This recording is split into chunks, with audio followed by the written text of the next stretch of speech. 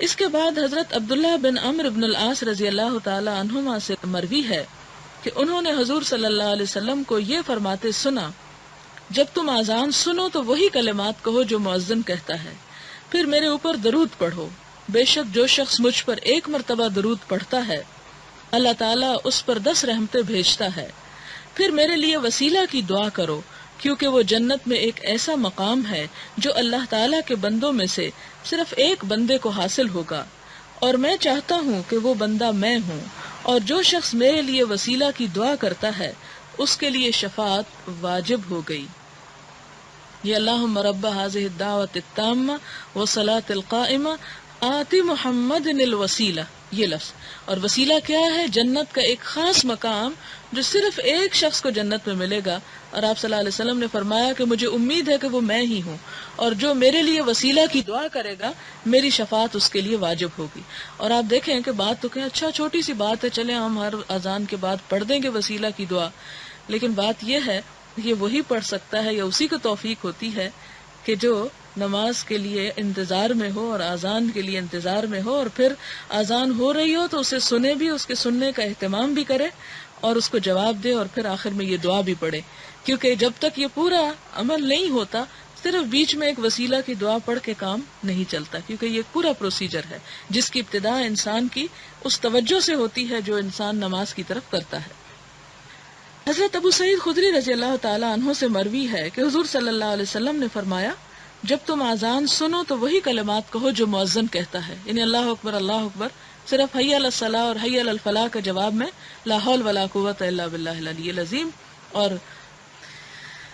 پھر اس کے بعد حضرت جابر کی روایت ہے، ان سے مروی ہے کہ حضور صلی اللہ علیہ وسلم نے فرمایا، جو شخص اذان سنے اور یہ کلمات کہے، اے اللہ اس دعوت کاملہ کے رب، یہی دعا اللہم رب ھذہ الدعوہ، اے اس قائم ہونے والی نماز کے رب، حضرت محمد صلی اللہ علیہ وسلم کو وسیلہ اور فضیلت عطا فرما، اور آپ کو مقام محمود عطا فرما جس کا تو نے ان سے وعدہ فرمایا ہے، یعنی جو شخص یہ دعا پڑھتا ہے قیامت کے دن اس کے لیے میری شفاعت واجب ہو گئی۔ اچھا، آخر میں نا عموماً ہم لوگ اس دعا میں اضافہ کرتے ہیں وَارْزُقْنَا شَفَاعَتَهُ يَوْمَ الْقِيَامَةِ إِنَّكَ لَا تُخْلِفُ الْمِيعَادَ، یہ مسنون الفاظ نہیں ہیں، یہ ہم نے خود ایڈ کر لیے ہیں۔ شاید اس حدیث کے جواب میں لوگوں نے اس کو اضافہ کر لیا کہ جس میں آپ نے فرمایا کہ قیامت کے دن اس کے لیے میری شفاعت واجب ہوگی۔ حضرت سعد بن ابی وقاص سے روایت ہے کہ آپ نے فرمایا، جو شخص اذان سنے اور کہے میں گواہی دیتا ہوں کہ کوئی عبادت کے لائق نہیں سوائے اللہ تعالیٰ کے، وہ واحد ہے، اس کا کوئی شریک نہیں، اور یہ کہ محمد صلی اللہ علیہ وسلم اس کے بندے اور رسول ہیں، میں راضی ہوا اللہ تعالیٰ کے رب ہونے پر، حضرت محمد صلی اللہ علیہ وسلم کے رسول ہونے پر، اور اسلام کے دین ہونے پر، تو اس کے گناہ معاف کر دیے جائیں گے۔ رضیت باللہ ربا وبمحمد رسولا وبالاسلام دینا، یہ دعا ویسے بھی صبح شام 3 دفعہ فرض نماز کے بعد پڑھ لینی چاہیے۔ حضرت انس رضی اللہ تعالی عنہ سے مروی ہے، فرماتے ہیں کہ حضور صلی اللہ علیہ وسلم نے فرمایا، اذان اور اقامت کے درمیان دعا رد نہیں کی جاتی، یعنی اذان کے بعد جب جواب دے کے انسان دعا کرتا ہے اپنے لیے یا کسی مقصد کے لیے، اور یہ وقت باقی رہتا ہے اقامت تک، یعنی جب تک نماز کھڑی نہیں ہو جاتی، تو اس دعا کو رد نہیں کیا جاتا، یعنی قبولیت کا درجہ پاتی ہے۔ اگلا باب ہے باب فضل الصلوات، نمازوں کی فضیلت کا بیان۔ قال اللہ تعالی ان الصلاۃ تنہی عن الفحشاء والمنکر، اللہ تعالیٰ کا ارشاد ہے بے شک نماز روکتی ہے انسان کو بے حیائی اور گناہ سے۔ عن ابی ہریرہ رضی اللہ عنہ قال سمعت رسول اللہ صلی اللہ علیہ وسلم یقول ارأیتم لو ان نہرا بباب احدکم یغتسل منہ کل یوم 5 مرات هل يبقى من درنه شيء؟ قال لا يبقى من درنه شيء، قال فذلك مثل الصلوات الخمس يمحو الله بهن الخطايا، متفق علیہ۔ حضرت ابو ہریرہ سے مروی ہے، فرمایا میں نے حضور صلی اللہ علیہ وسلم کو یہ فرماتے سنا، تمہارا کیا خیال ہے کہ تم میں سے کسی شخص کے دروازے کے پاس سے ایک نہر بہتی ہو اور وہ شخص روزانہ 5 مرتبہ اس نہر میں غسل کرے تو کیا اس کے جسم پر کچھ میل باقی رہ جائے گا؟ صحابہ نے عرض کیا اس پر تو میل نہیں رہے گا، فرمایا 5 نمازوں کی مثال بھی ایسی ہی ہے، اللہ تعالیٰ ان کے ذریعے گناہوں کو مٹا دیتا ہے. یعنی انسان گناہوں سے اس طرح دھل جاتا ہے جیسے دن میں 5 دفعہ نہانے سے انسان کا جسم ہر طرح کی میل کچیل سے پاک ہو سکتا ہے. حضرت جابر سے روایت ہے، فرماتے ہیں کہ حضور صلی اللہ علیہ وسلم نے فرمایا 5 نمازوں کی مثال ایک لبالب نہر کی مانند ہے جو تم میں سے کسی کے دروازے کے ساتھ بہہ رہی ہو اور وہ روزانہ 5 مرتبہ اس میں غسل کرتا ہو. حضرت ابن مسعود رضی اللہ تعالی عنہ سے مروی ہے کہ ایک شخص نے کسی عورت کا بوسہ لیا اور حضور صلی اللہ علیہ وسلم کی خدمت میں حاضر ہوا اور آپ کو اس کی اطلاع دی تو اللہ تعالیٰ نے یہ آیت نازل فرمائی، نماز قائم کرو دن کے دونوں کناروں اور رات کے کچھ حصے میں، بے شک نیکیاں بدیوں کو ختم کر دیتی ہیں. اس آدمی نے عرض کیا کیا یہ میرے لیے ہے؟ فرمایا یہ میری ساری امت کے لیے ہے کہ اگر ان سے کوئی ایسا کبیرہ گناہ بھی ہو جائے، کوئی حرام فعل بھی سرزد ہو جائے، کیونکہ انسان ہے اور انسان سے خطائیں ہو سکتی ہیں، اور پھر اسے ندامت ہو تو اس کا جو کفارہ ہے وہ نمازیں ہیں. لیکن اس کا یہ مطلب نہیں کہ انسان ایسے کسی فعل پر مداومت اختیار کرے کہ ٹھیک ہے اس کے بعد نماز پڑھ کے میں معافی کروا لوں گا. یہ ایسا ہے کہ انسان سے انسان ہونے کے ناطے خطا ہو جائے اور پھر اس سے توبہ استغفار کر لے، کیونکہ قرآن پاک میں آتا ہے وَلَمْ يُصِرُّوا عَلَى مَا فَعَلُوا، اپنے گناہوں پر وہ اصرار نہیں کرتے، ان کو اپنی ہیبٹ نہیں بناتے. اگلی حدیث حضرت ابو ہریرہ رضی اللہ تعالی عنہ سے مروی ہے کہ آپ صلی اللہ علیہ وسلم نے فرمایا 5 نمازیں اور 1 جمعہ دوسرے جمعے تک اپنے درمیان والے گناہوں کا کفارہ بن جاتے ہیں جب تک کہ کبیرہ گناہوں کا ارتکاب نہ کیا جائے، یعنی چھوٹے چھوٹے گناہ جو ہے وہ انسان کے معاف ہوتے رہتے ہیں. حضرت عثمان بن عفان رضی اللہ تعالی عنہ سے مروی ہے، فرمایا میں نے حضور صلی اللہ علیہ وسلم کو یہ فرماتے سنا، جس مسلمان پر بھی فرض نماز کا وقت آ جاتا ہے اور وہ عمدگی سے وضو کرتا ہے اور خشوع و خضوع سے نماز ادا کرتا ہے. خشوع کا مطلب ہوتا ہے دب جانا، اپنے اندر عاجزی پیدا کرنا، جسمانی طور پر بھی اور اپنے دماغ کو بھی اور دل اور نیت کو بھی اللہ تعالیٰ کی طرف جھکا لینا، تو وہ نماز اس کے گزشتہ گناہوں کا کفارہ بن جاتی ہے جب تک کہ کبیرہ گناہوں کا ارتکاب نہ کیا جائے، اور یہ ہمیشہ کے لیے ہے. اب آپ دیکھیں کہ جو نماز انسان کے گناہوں کا کفارہ بنتی ہے وہ نہیں کہ جس میں پڑھ کے پتہ ہی نہیں چلے پڑھا کیا تھا، اور پڑھتے ہوئے بھی انسان وہی پچھلی باتیں دہراتا رہے. فرمایا کہ عمدگی سے وضو پہلی شرط، اور آپ یہ یاد رکھیں کہ جتنا اچھا انسان وضو کرتا ہے اتنی ہی نماز اچھی ہوتی. اگر وضو میں کوئی کھٹک باقی رہ جائے تو نماز بھی بے چینی میں گزرتی ہے. اور خشوع و خضوع سے نماز ادا کرے، یعنی انسان پوری طرح اللہ کے آگے جھک جائے اور ملامت کرے اپنے آپ کو اور اپنے عجز و انکساری کا اظہار کرے، تو ایسی نماز جو ہے وہ کفارہ بنتی ہے. اسی لیے آپ دیکھیں کہ قرآن پاک میں یا حدیث میں نماز پڑھنے کا لفظ کہیں نہیں آتا. ہمارے یہاں اردو میں پڑھنے کا لفظ زیادہ آتا ہے، جبکہ وہاں پر قائم کرنے کا لفظ آتا ہے. اور قائم کرنا کیا ہوتا ہے کہ کسی پڑی ہوئی چیز کو اٹھا کھڑا کرنا اس حال میں کہ وہ اپنی اصل پوزیشن میں آ جائے، اس کی اصل حیت جو ہے وہ واضح ہو جائے. باب فضل صلاۃ الصبح والعصر، صبح اور عصر کی نمازوں کا بیان. حضرت ابو موسیٰ اشعری سے روایت ہے، حضور صلی اللہ علیہ وسلم نے فرمایا جس نے صبح اور عصر کی نمازیں ادا کی وہ جنت میں داخل ہو گیا. اور صبح کی تو آپ کو پہلے بھی معلوم ہے کہ مشکل نماز ہے، اور عصر کی اس لیے کہ وہ دن کے اختتام کا وقت ہوتا ہے اور عموماً انسان اپنے کاموں کو مکمل کرتے کرتے اس میں تاخیر کر دیتا ہے یا اس کی طرف سے غافل ہو جاتا ہے. اسی لیے قرآن پاک میں والعصر خاص طور پر اس وقت کی قسم کھائی گئی. حضرت ابو زہیر عمارہ بن رویبہ رضی اللہ تعالی عنہ سے مروی ہے، فرمایا میں نے حضور صلی اللہ علیہ وسلم کو یہ فرماتے سنا، وہ شخص جہنم میں داخل نہیں ہوگا جس نے طلوع آفتاب سے پہلے اور غروب آفتاب سے پہلے نمازیں ادا کی، یعنی صبح اور عصر کی نمازیں. حضرت جندب بن سفیان سے مروی ہے، فرماتے ہیں کہ حضور صلی اللہ علیہ وسلم نے فرمایا جس شخص نے صبح کی نماز ادا کی وہ اللہ تعالیٰ کی حفاظت میں ہے، وہی حفاظت جو شیطان کے شر وغیرہ سے. اور اے ابن آدم ہوشیار، اللہ تجھ سے اپنی حفاظت کے سلسلے میں کوئی باز پرس نہ فرمائے کہ میں نے تو تجھے پروٹیکشن دی تھی، پھر تو نے اس نعمت کا کیا شکر ادا کیا. حضرت ابو ہریرہ رضی اللہ تعالی عنہ سے مروی ہے، فرماتے ہیں کہ حضور صلی اللہ علیہ وسلم نے فرمایا رات اور دن کے فرشتے تمہارے پاس باری باری آتے ہیں اور صبح اور عصر کی نمازوں میں وہ جمع ہو جاتے ہیں. پھر جن فرشتوں نے تمہارے اندر رات گزاری وہ اوپر جاتے ہیں اور اللہ تعالیٰ ان سے پوچھتے ہیں، حالانکہ اللہ تعالیٰ خود سب کچھ جانتے ہیں، تم نے میرے بندوں کو کس حال میں چھوڑا؟ تو وہ عرض کرتے ہیں ہم نے ان کو اس حال میں چھوڑا کہ وہ نماز پڑھ رہے تھے. اور ہم ان کے پاس اس حال میں گئے کہ وہ نماز پڑھ رہے تھے. یعنی صبح اور عصر کی نمازوں پر فرشتوں کی خاص گواہی ہوتی ہے.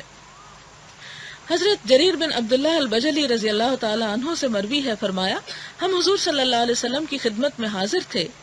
آپ نے چاند کو دیکھا جس رات کے وہ بدر کامل بن چکا تھا، یعنی 14ویں کا چاند تھا، اور فرمایا بے شک تم اپنے رب کریم کو اسی طرح دیکھو گے جس طرح اس چاند کو دیکھ رہے ہو، اور اللہ تعالیٰ کو دیکھنے کے بارے میں تمہیں کسی مشقت کا سامنا نہیں کرنا پڑے گا.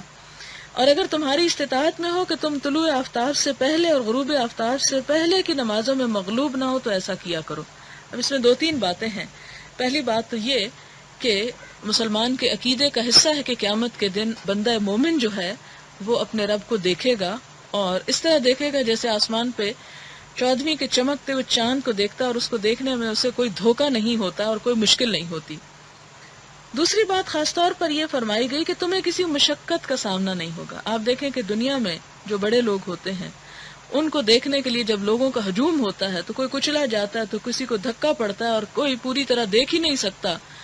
لیکن اللہ تعالیٰ کو جو بادشاہ حقیقی ہے دیکھنے میں کسی کو کوئی مشکل پیش نہیں آئے گی اور کوئی مشقت نہیں ہوگی. اور پھر فرمایا اور اگر تمہاری استطاعت میں ہو کہ تم طلوع آفتاب سے پہلے اور غروب آفتاب سے پہلے کی نمازوں میں مغلوب نہ ہو، صبح میں نیند سے اور عصر میں بھی، خاص طور پر جب دن لمبے ہوتے ہیں اور سونے کے دن آ جاتے ہیں تو اس میں سوتے سوتے عصر جو ہے وہ عموماً تاخیر سے پڑھی جاتی ہے.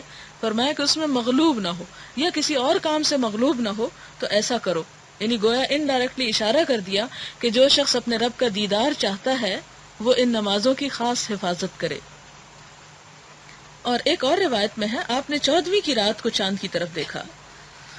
حضرت بریدہ رضی اللہ تعالی عنہ سے مروی ہے، فرماتے ہیں کہ حضور صلی اللہ علیہ وسلم نے فرمایا جس شخص نے عصر کی نماز چھوڑ دی اس کے اعمال ضائع ہو گئے.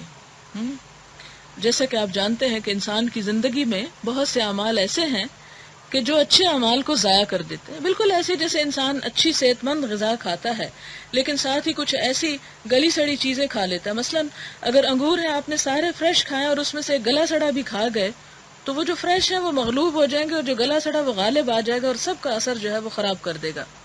اور محاورہ بھی ہے کہ ایک مچھلی سارے جل کو گندا کر دیتی ہے. تو یہ ایک حقیقت ہے کہ انسان بہت کچھ بھی اچھا کھائے لیکن تھوڑا سا زہر مرنے کے لیے کافی. تو اسی طرح انسان کی زندگی میں کچھ اعمال ایسے ہوتے ہیں کہ جو اس کی بڑی بڑی نیکیوں کو ڈھا دیتے ہیں. سب سے پہلے تو اس میں شرک آتا ہے. قرآن پاک میں فرمایا کہ لئن اشرکت لیحبطن عملک، اگر تم نے اللہ کے ساتھ کسی کو شریک ٹھہرایا تو سارے عمل ضائع ہو گئے.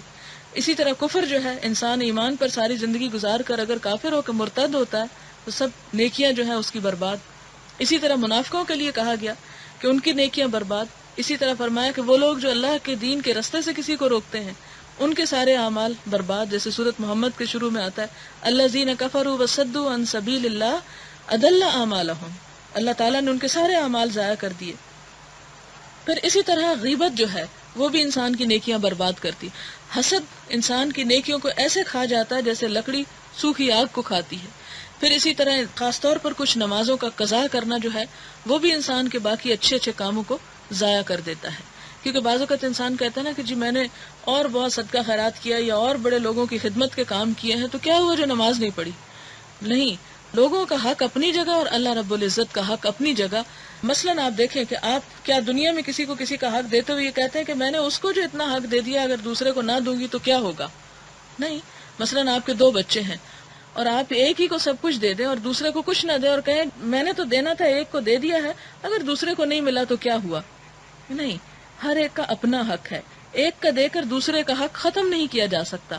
اللہ تعالیٰ کا حق دے کے بندوں کا حق ختم نہیں ہو سکتا کہ کوئی کہے میں نماز پڑھتا ہوں کیا ہوا اگر بندوں کے ساتھ میں کچھ برائیاں کر لوں. اس کی بھی اجازت نہیں. اور اس کی بھی اجازت نہیں کہ انسان کہے کہ اچھا میں بندوں کے ساتھ جو اچھا سلوک کر رہا ہوں اس لیے اگر کیا ہوا نماز روزے میں تھوڑی میں کمی کر لوں. ہر ایک اپنی اپنی جگہ پر. مثلا آپ جیسے کھانے کے اندر آپ دیکھتے ہیں کہ آپ کوشش کرتے ہیں کہ آپ کی بیلنس ڈائٹ ہو. اسی طرح آپ اپنے لباس کے اندر، اپنی نیند کے، اپنی ساری زندگی کے اندر آپ کو معلوم ہے کہ بے اعتدالی کا نتیجہ جو ہے وہ نقصان دہ ہوتا ہے. تو اسی طرح اللہ تعالیٰ اور بندوں کے حق میں اعتدال برتنا ضروری ہے، نہ تو انسان اللہ کے حقوق میں اتنا آگے نکل جائے کہ بندوں کے مغلوب ہو جائے، اور نہ بندوں کے حق میں اتنا آگے نکل جائے کہ اللہ تعالیٰ کا حق نہ دے سکے انسان. دونوں میں اعتدال ضروری ہے، اور یہی انسان کے لیے فائدہ مند چیز ہے. مساجد کی طرف چلنے کی فضیلت کا بیان. حضرت ابو ہریرہ سے روایت ہے کہ حضور صلی اللہ علیہ وسلم نے فرمایا، جو شخص صبح یا شام کو مسجد کی طرف جاتا ہے تو جب بھی وہ مسجد کی طرف جاتا ہے اللہ تعالیٰ اس کے لیے جنت میں مہمانی تیار فرماتا ہے. یعنی وہ جہاں مسجد میں رہا ہوتا ہے لیکن اس کے لیے وہاں پر مہمانی کی چیزیں تیار ہو رہی ہوتی. حضرت ابو ہریرہ رضی اللہ تعالیٰ عنہ سے مروی ہے کہ حضور صلی اللہ علیہ وسلم نے فرمایا، جو شخص اپنے گھر میں طہارت حاصل کرے اور پھر اللہ تعالیٰ کے گھروں میں سے کسی گھر یعنی مسجد کی طرف جائے تاکہ اللہ تعالیٰ کے فرائض میں سے کوئی فرض ادا کرے، تو اس کے مسجد کی طرف اٹھائے ہوئے قدموں میں سے ایک قدم پر اس کی ایک خطا معاف ہوگی اور دوسرے قدم پر اس کا درجہ بلند ہوگا. حضرت ابی بن کعب رضی اللہ تعالیٰ عنہ سے مروی ہے، فرمایا، انصار میں سے ایک آدمی تھا، میں نہیں جانتا کہ کوئی شخص اس کی نسبت مسجد سے زیادہ دور رہتا ہو اور اس کی کوئی نماز قضا نہیں ہوتی تھی. اس سے کہا گیا، اگر تم ایک گدھا خرید لو جس پر سوار ہو کر تم تاریکی اور گرمی میں آ سکو تو بہتر ہے. اس شخص نے کہا، میں یہ نہیں چاہتا کہ میرا گھر مسجد کے پاس ہو، میں یہ چاہتا ہوں کہ جب میں مسجد کی طرف آؤں یا مسجد سے واپس اپنے گھر کی طرف لوٹوں تو میرا یہ چلنا لکھا جائے، یعنی اعمال نامے میں. حضور صلی اللہ علیہ وسلم نے فرمایا، یہ تمام ثواب اللہ تعالیٰ نے تیرے لیے جمع فرما دیا ہے. یعنی مختلف طریقے ہیں ثواب کمانے کے، اصل بات نیت کی ہے. حضرت جابر رضی اللہ تعالیٰ عنہ سے مروی ہے، فرمایا، مسجد کے ارد گرد کچھ قطعات زمین خالی ہو گئے تو بنو سلمہ نے ارادہ کیا کہ مسجد کے قریب منتقل ہو جائیں.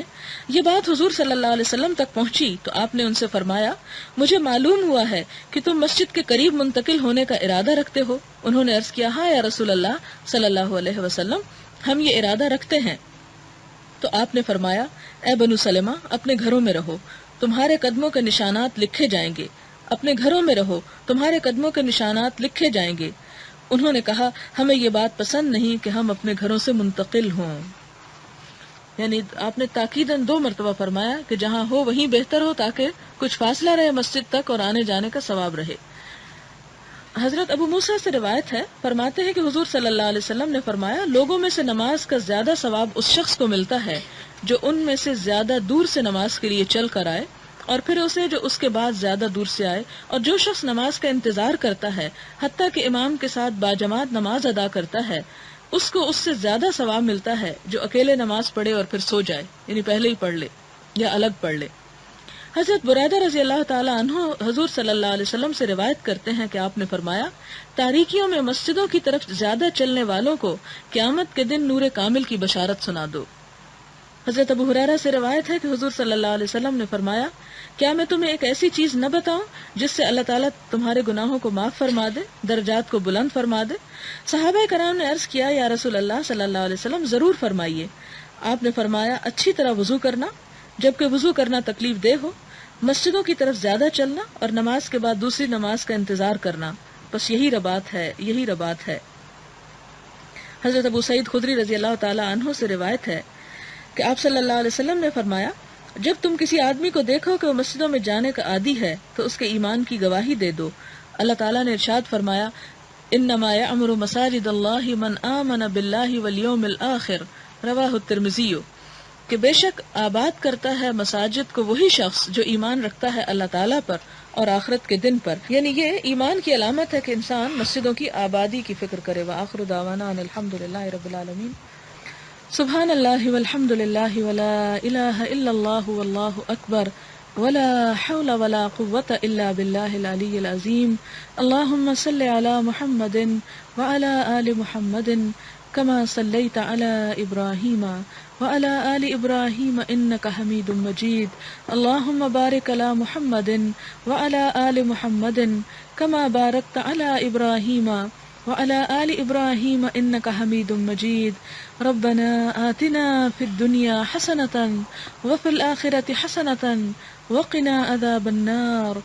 ربنا لا تزغ قلوبنا بعد إذ هديتنا وهب لنا من لدنك رحمة إنك أنت الوهاب. ربنا هب لنا من ازواجنا وذرياتنا قرة اعين واجعلنا للمتقين اماما یا حی یا قیوم برحمتك نستغیث اللهم اکفنا بحلالك عن حرامك واغننا بفضلك عمن سواك اللهم لا مانع لما اعطيت ولا معطي لما منعت ولا ينفع ذا الجد منك الجد یا حی یا قیوم برحمتک نستغیث. یا رب العالمین جو کچھ ہم نے پڑھا ہے ہمیں اس پہ عمل کی توفیق عطا فرما، ہمیں شیطان کے وسوسوں اور شیطان کے شر سے محفوظ کر دے.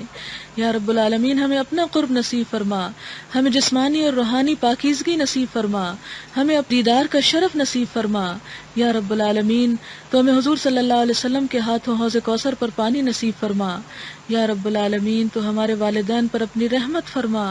یا اللہ ہماری اولاد کو دنیا اور آخرت کی کامیابیاں عطا فرما، انہیں ہماری آنکھوں کی ٹھنڈک بنا. یا رب العالمین تو ہماری تمام مشکلات کو آسان کر دے. یا اللہ تو ہمارے تمام گناہوں کو معاف کر دے اور تو ہم سے راضی ہو جا. ربنا تقبل منا انک انت السمیع الدعاء وتب علینا انک انت التواب الرحیم. وصلی اللہ تعالی علی خیر خلقہ محمد وعلی آلہ واصحابہ واہل بیتہ اجمعین برحمتک یا ارحم الراحمین. الہی آمین. سبحانک اللہم وبحمدک نشہد ان لا الہ الا انت نستغفرک ونتوب الیک.